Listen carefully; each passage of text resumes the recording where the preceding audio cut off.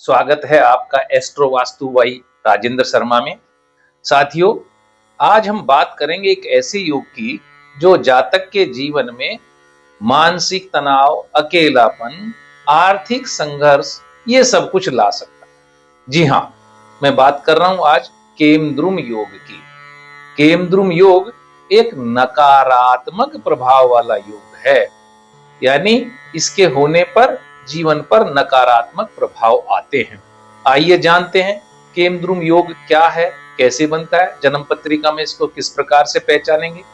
किसी भी जन्म पत्रिका में जब चंद्रमा के दोनों ओर यानी दूसरे और 12वें भाव में, द्वितीय और द्वादश भाव में कोई भी ग्रह नहीं होता, तब केमद्रुम योग बनता है।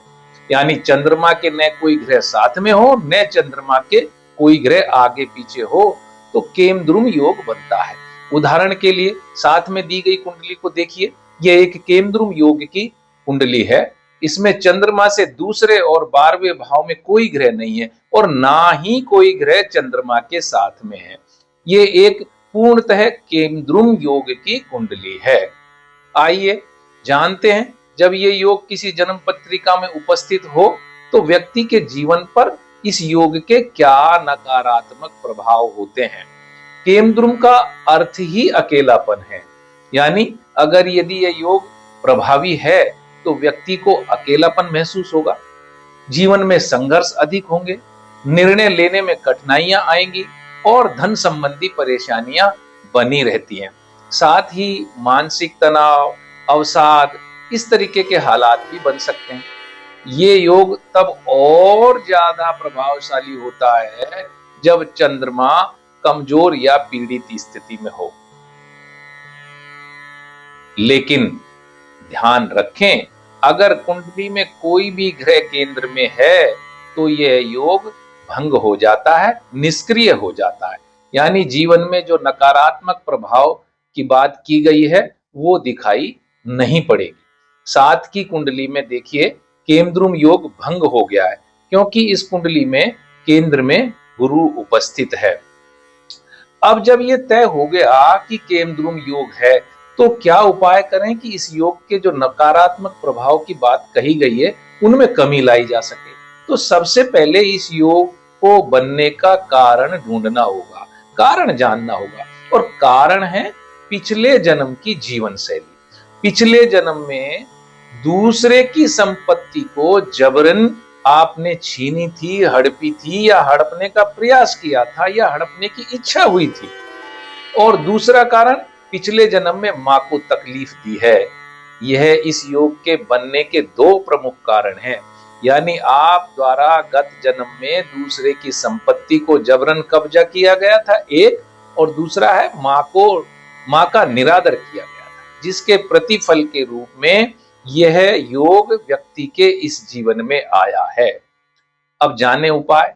उपाय के लिए पिछले जन्म में जो गलती की गई थी उसको सुधार करना है, यानी दूसरे की संपत्ति पर बुरी नजर नहीं रखनी है और मां से संबंध मधुर रखने।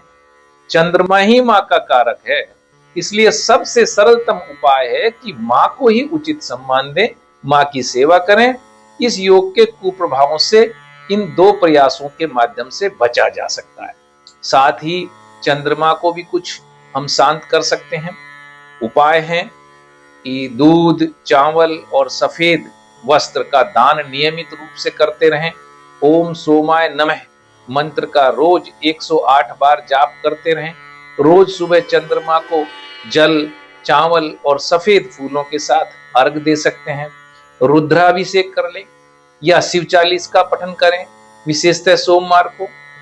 और अंत में इस योग के सकारात्मक पहलू की चर्चा भी करना चाहूंगा। देखिए, इसका सकारात्मक पहलू भी है। क्या? अगर जातक इस योग के प्रभाव को समझकर समय रहते हुए उचित उपाय कर ले तो यही केमद्रुम योग एकांत में शक्ति प्राप्त करने वाला, आध्यात्मिक प्रगति करने वाला और आत्मनिर्भरता का योग भी बन सकता है। तो दोनों ही प्रभाव इसके हैं, नकारात्मक भी है तो कुछ सकारात्मक भी है। तो दोस्तों, उम्मीद है आपको केमद्रुम योग से जुड़ी हुई यह जानकारी उपयोगी लगी होगी। अगर आपकी कुंडली में भी यह योग है तो घबराएं नहीं, उपाय करें और अपने जीवन को बेहतर बनाएं।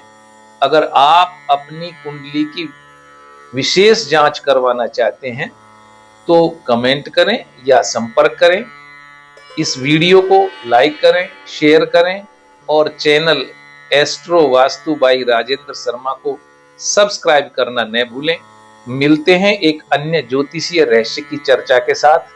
आपका दिन मंगलमय हो। धन्यवाद।